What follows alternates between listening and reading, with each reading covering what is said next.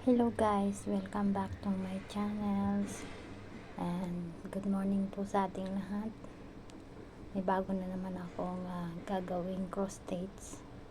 Ito ay God bless our home at ito po ang kanyang materials. Ayan guys, i-start naman ako sa paggawa. Natapos ko na naman yung butterfly na may bulaklak. So ito na naman guys ang aking gagawin. So abangan nyo guys, hope na madaling matapos ito.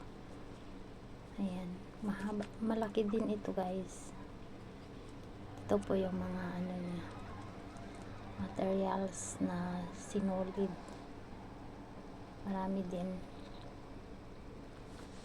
Ayan guys, ito po yung kabuuan ng cross stitch. Ayan, kung ano po yung nasa picture, ganun din po yung magiging kalalabasan yan pagkatapos na matahi ko lahat.